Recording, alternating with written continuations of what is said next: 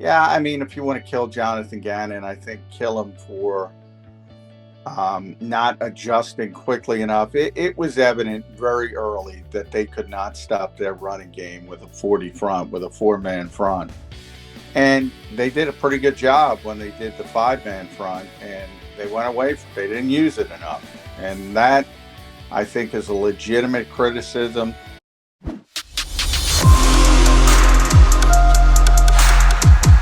I'm all riled up over here. I'm starting to lose my voice because I'm yelling at Jonathan Gannon, but we're so honored and privileged to get one of the hardest working beat writers in the industry on with us here today, making his Football Playbook debut.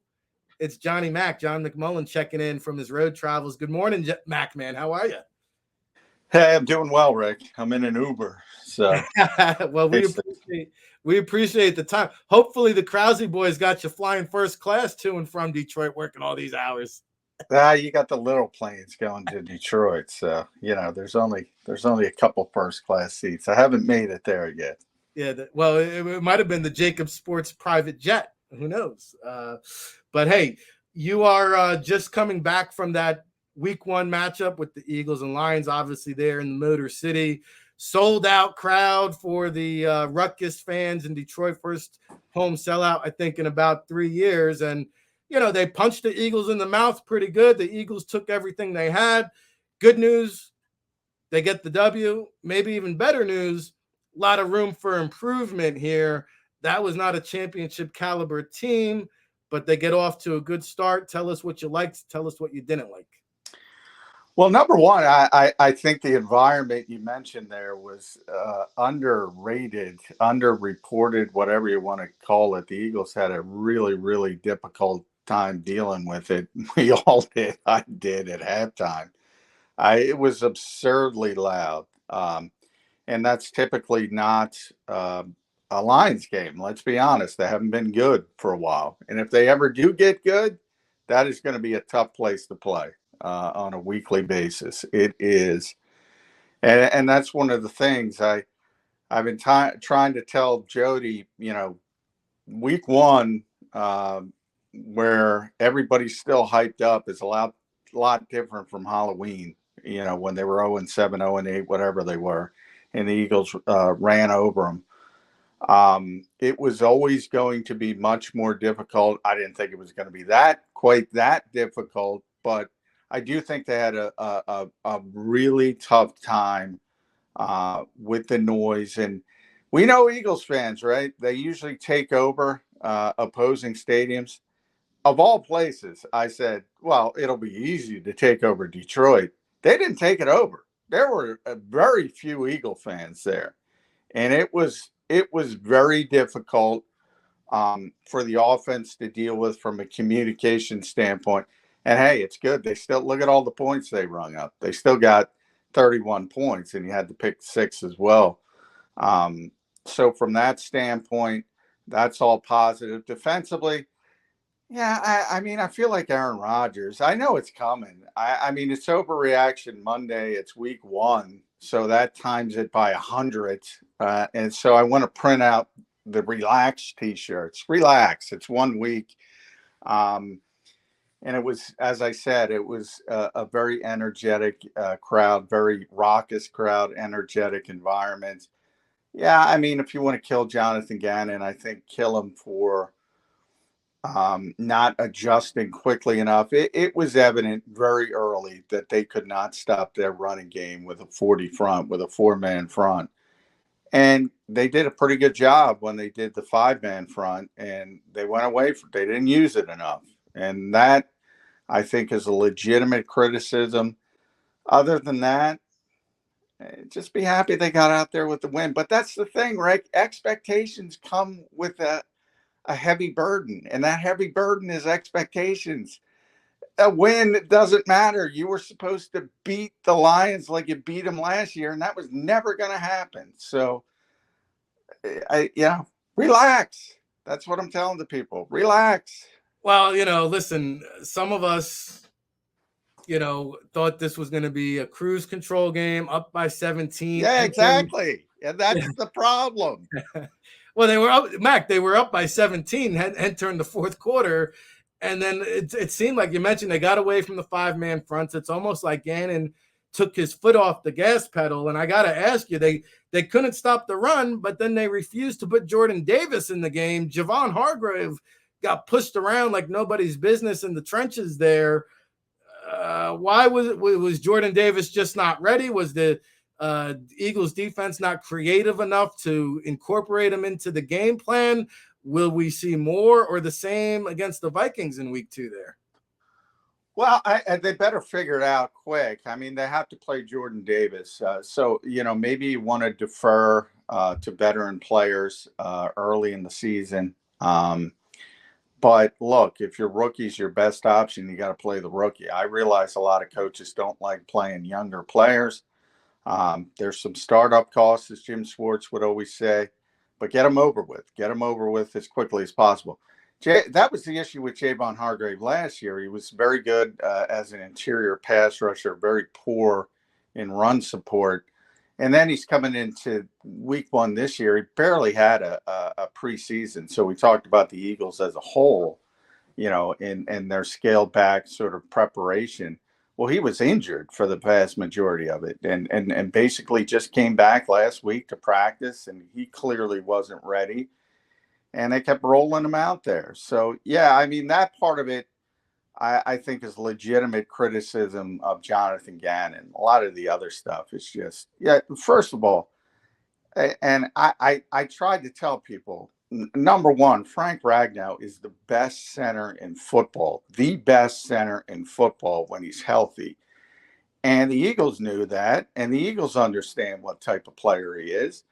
Now, he had some groin issues coming into the game, and there was a question if he'd even play. So maybe they felt a little bit like he wouldn't. But once he's out there, you got to account for him. And you saw him dominate. And that offensive line as a whole is the strength of their team. And, you had Decker's back and Penei Sewell's in the second year. Jackson's a pretty good player, and they were missing Vaitai, obviously, and then even Tommy Kramer. So that was the part where you thought maybe the Eagles could make some hay, but they couldn't. But again, I think the average fan in Philadelphia has no idea how good that offensive line is. And they assumed they were going to show up and see the same team they saw 44-6 last year. Ragnow was gone. Decker was gone. Not the same team. And that's kind of what happened. John McMullen here on the Football Playbook, host of Birds 365 here on JAKIB Sports Media, as well as a beat reporter for Eagles Today on Sports Illustrated. I want to stick on that offensive line versus the Eagles defensive front because, yeah, you're right. They played outstanding. At the same time, they were down to their third string guard with Logan Stenberg on the interior. But you mentioned Penei Sewell and Decker on the outside. Josh Sweat, Hassan Reddick seemed like they had no answer. And even when they were trying to get after the quarterback, they were unable to consistently. Now, Gannon did disguise some schemes there in the first half. We saw Avonte Maddox blitz. We saw Derek Barnett in on a blitz. We even saw Reddick on a handful of plays. But then in the second half, the pass rush seemed to evaporate. I don't know if that 5 down front, a lot of times they went 3 down linemen with Reddick standing up on the outside, and he was nowhere to be found except for on the back of a milk carton, it seemed like. Yeah, that's probably my biggest concern is that 4-man front, which is supposed to be, we all thought coming into it they would use the 5-man front, whatever you want to call it, 3, if you want to call it a 3-4 with the overhang players. Either way, it's a 5-man front. It's a big Fangio front, and we thought Jordan Davis would be the key to that, and that would be the early down way they went about things. And then if you get people in 3rd and 7 or 3rd and 7 plus, you would go back to what you were just talking about, the 4-man front with Hassan Reddick essentially playing defensive end, but usually as a stand-up player. a NASCAR package, if you want to call it that. And look, those guys got outplayed. Again, but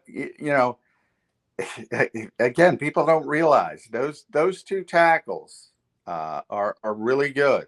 And now Sewell's still young, but we know how much talent he has, and he's getting better and better. And Decker's a very good player. You're not going to see that every week. And that's hard for people to believe, that the Detroit Lions have one of the best tackle tandems you're going to see. Now, Minnesota's up next. They have good tackles as well. So, but, as you go down the list of teams, it's not always going to be that way. And it's sort of like, I always laugh when people say the Eagles struggled against good quarterbacks last year. Well, most teams struggle against good quarterbacks, and they make hay against bad quarterbacks. Same thing with other positions. Most teams struggle when they're facing good offensive tackles. You see it all the time against the Eagles with Jordan Mailata and Lane Johnson. Other teams struggle when they're playing those guys. The Lions were a little bit better than people gave them credit for at certain positions, and the Eagles had problems with certain issues and weren't able to run away. And they had the game in hand, and that's probably the most disappointing part, that they let them back in the football game, because Jared Goff is not a strength. That receiving core is not a strength. So I'm more concerned about, to be honest, about the safeties. I think it's still, we've all kind of said, and I like Marcus Epps as a player, but he's unproven. He's never been a starter in the NFL. Yeah. Limited. I would say he's limited. Yeah. Chauncey Gardner-Johnson's been here for 10 days, and everybody's like, he played the whole game. He missed, I think, 2 snaps, but well, good for him. He was able to get out there, but wasn't effective at all times, nor should it have been when you only have 10 days to prepare. So I'm a little bit concerned about the safeties, particularly. And then even Slay got beat on the touchdown. So you don't expect that to happen. That was a good throw, good route. And sometimes you got to tip your cap to the other team.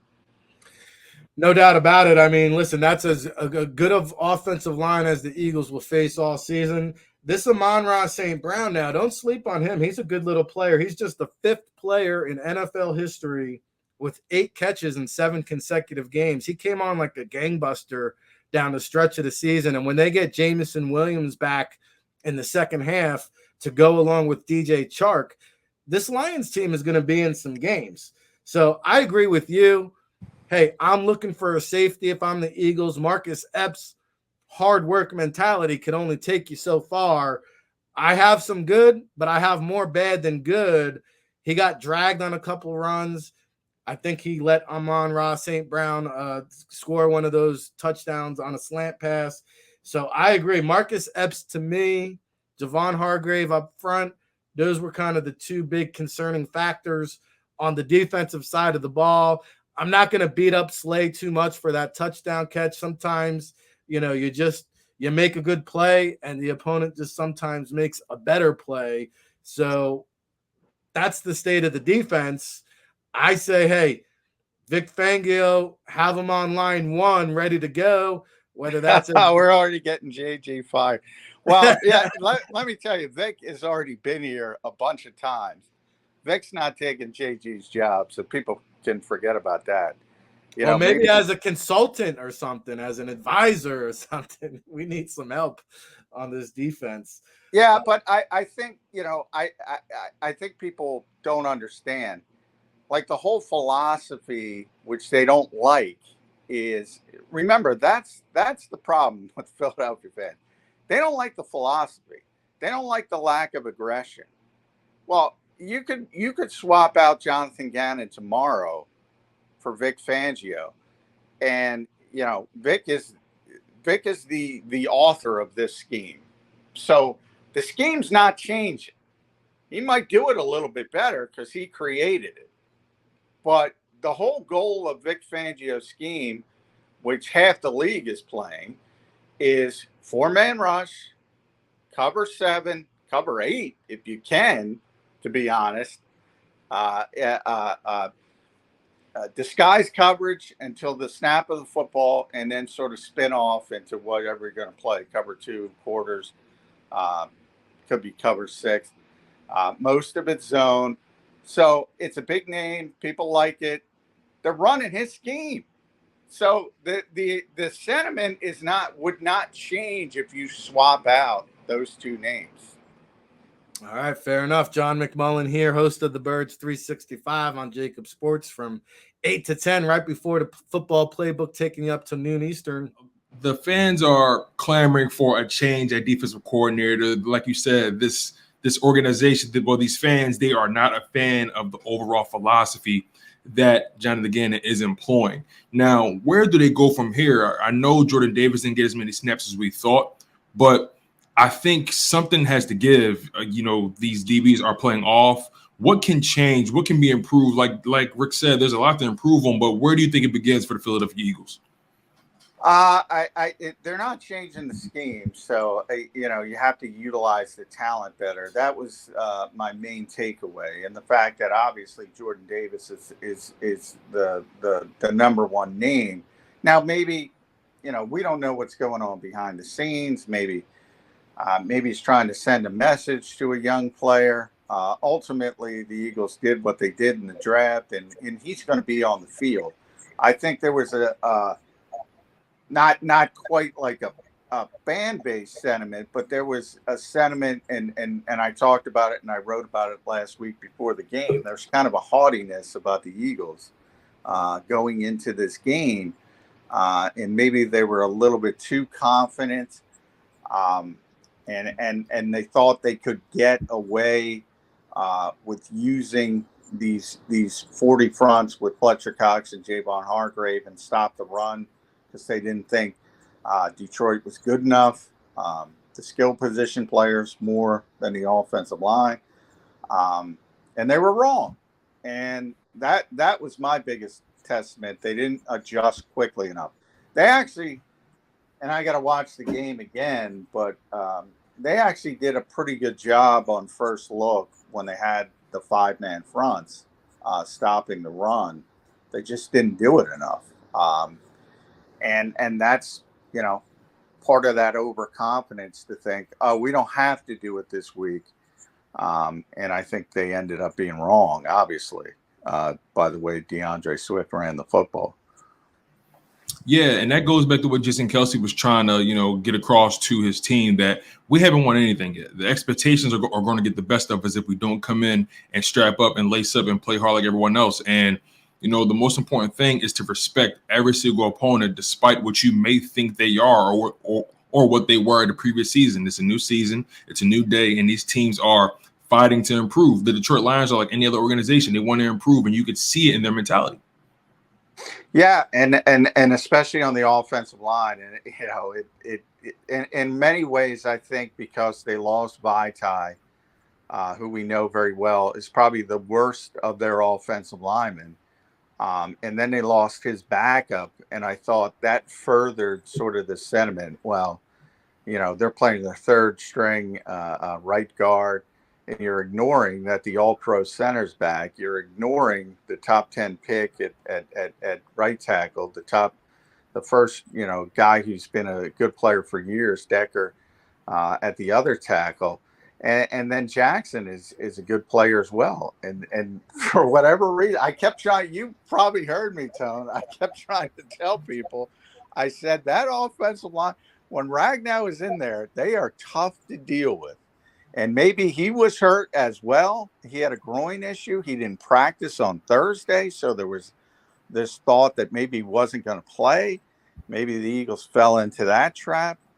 But again, as I told Rick, once he was out there and once he started to dominate, you got to adjust more quickly and say, all right, what we thought was going to be a strength has turned into a deficiency.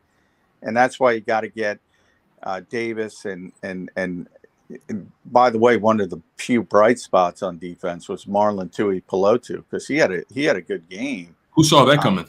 Yeah, nobody. And, when those two were out there together, they had no issues stopping the run. But they weren't out there together enough. And look, it's very hard when you have a player like Javon Hargrave who makes the Pro Bowl and has this big season from an interior pass rushing standpoint. It's hard to go up to him and tap him on the shoulder and say, "Hey, Javon, you're a great pass rusher, but you're not very good against the run." It's so funny you say that. There are, and I have a couple more questions for you before we start to close out this segment. But you bring up a good point, right? He's a good pass rusher, but he's a liability in the run game. And at what point do you tap a guy on the shoulder, like you just said, and say, "Hey, look, man, I love you to death, but you're not getting it done this game. We have to go with the young guy right here." Yeah, I mean, I think it should have happened yesterday. So I think I do. It's show business. It's not show friends, they say. So I mean, sometimes you got to play the bad guy as a coach in this league, and sometimes you got to say, you know what? Even if you frame it like a pitcher, starting pitcher, sometimes you don't have it on a given day, and they're giving up home run after home run. You go take the baseball. Same thing's got to apply in football. And it was pretty clear that the Eagles could not stop. And by the way, it wasn't just Javon Hargrave. It was the whole sort of 40 front they were using. Remember, Hassan Reddick is a very, very undersized player if he's going to play on the edge in run support.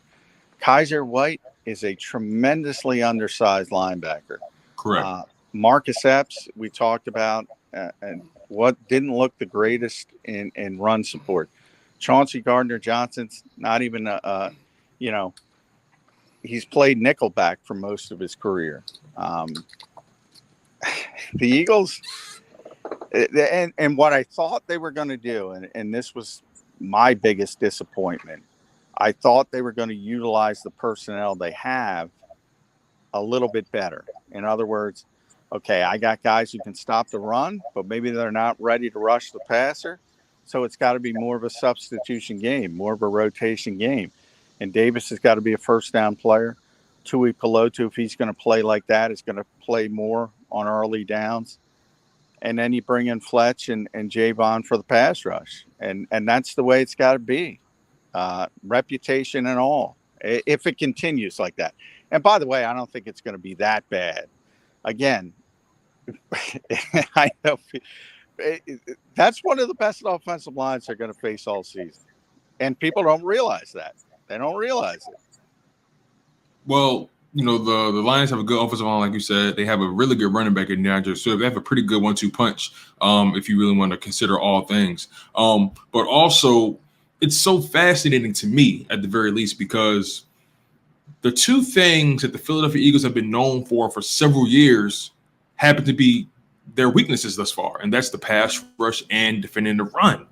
And I'm trying to figure out, how does a team automatically just change or improve that, in the midst of a season? I know it's only week one, and week one is the week of overreaction. They can give up over 150 rushing yards week one and probably not give up more than 90 a game over the next several games. So week one is definitely a time of overreaction, but this happened last season. There were games where they struggled to stop the run, and the pass rush was literally non-existent last season. Is there reason to be legitimately concerned in the long term? Only if the staff doesn't recognize that they need to utilize what they have a little bit better. Look, I don't think Jordan Davis is going to play 13 snaps the rest of the year. So and hopefully I'll be able to find out something, whether it's on the record, off the record. But has Jonathan Gannon shown an ability to know how to use his personnel? Last year, he could continue to complain about the lack of personnel. And in my personal opinion, every great coach has to find a way to maximize his personnel. And it's week one, again, overreaction, but he has not shown an ability to really maximize his personnel. Yeah, well, I mean, I don't know. This team was 10th in defense in the NFL last season. I don't think they had number 10 defense talent. Now, that's traditional measuring sticks, statistical yard marks, which are kind of outdated. So you can frame it and say the good quarterbacks, as I said, all teams tend to struggle against good quarterbacks, not bad quarterbacks. So some of that's baked in. But I mean, in Davis, because it was a surprise. It was a surprise how little he played. That's not going to continue. I don't know. I wish I could tell you why it happened. Where we don't get to speak to Jonathan Gannon after games. Obviously, Nick Sirianni wasn't giving it up. It could be something as simple as, all right, he didn't show up to a meeting on time. And I'm not saying that's what happened. I'm just saying it could be something as simple as that. And they're trying to send a message to a young kid to be a professional. He's going to play. He's going to play, and he's going to play more as weeks move on. And that only got amplified more because they thought they could probably get away with it this week. They know they're not going to be able to get away with it in certain weeks, and probably this week, because Minnesota's, at least from an offensive standpoint, on paper, far more explosive than Detroit. Understood. Final question for you, John, before I let you go and get back to work. Did you get any good cooking while you was in Detroit? Did you stop at any good restaurants? Yeah, we went to I need Martin Frank here. Everything is named Ford out there. Everything is named Ford. So we went to this one place. It was Ford something or other. The Ford family still getting to that bag. The Ford family still getting to that bag, I guess. Yeah. IPA place, So we had a couple local brews, and I think I had the blackened salmon. So that's what I went with, Tone.